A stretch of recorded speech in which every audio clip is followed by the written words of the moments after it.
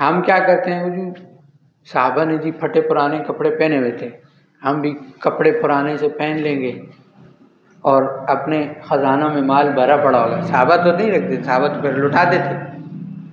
کہتے نا مال مانگو تو مال ایسے مانگو کہ کہو یا اللہ مجھے عثمان غنی رضی اللہ تعالیٰ عنہ کی طرح والا مال عطا فرما. قارون والا مال نہ مانگو، فرعون والا مال نہ مانگو، کہ فرعون اور قارون والا مال مانگو گے تو وہ اپنی تجوریاں بڑھتی چلی جائیں گی، اور عثمان غنی رضی اللہ تعالیٰ عنہ والا مال مانگو گے تو تم نہیں بھی چاہو گے تو وہ خود بخود تمہارے ہاتھ سے اللہ دلواتا چلا جائے گا. تمہارے کھاتے میں مال آتا بھی رہے گا اور جاتا بھی رہے گا.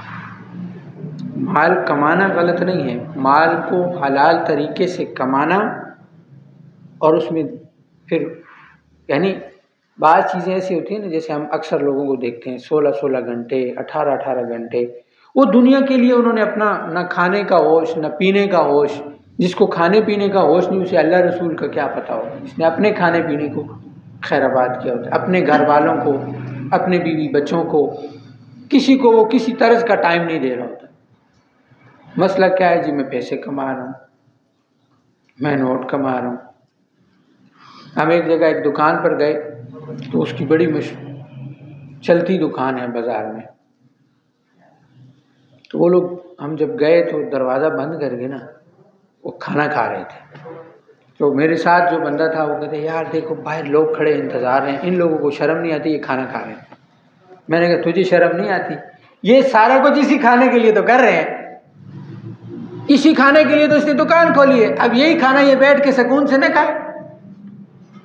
اسے پتہ ہے کہ اگر یہ دروازہ بند نہ کرے تو تم کہو کہ مجھے بڑی جلدی ہے جی، ذرا 2 منٹ اٹھ کے مجھے چیز پکڑا دو.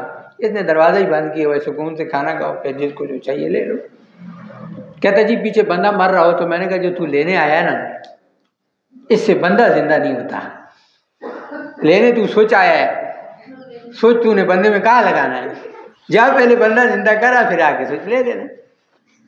تو بات عرض کرنے کا مقصد یہ ہے کہ پھر انسان ایسا بھی نہ بنے کہ اس کو ہوش ہی نہ ہو.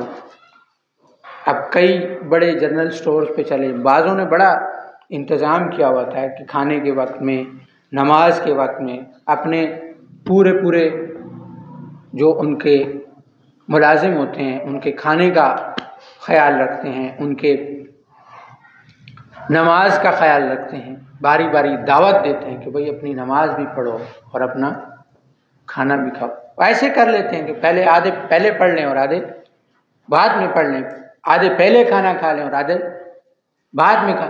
میں نے کہا نا کام چھوڑنا نہیں ہوتا، کام کو مینیج کرنا ہوتا ہے. جب بندے کا ذہن ہو نا کہ میں نے یہ کام کرنا ہے، اس کو مینیج کرنا ہے، اور وہ اللہ سے مانگتا ہے کہ اللہ میرے سے کرا لے، تو اللہ عبادت بھی کرا دیتا اور اللہ گناہوں سے بھی بچا لیتا.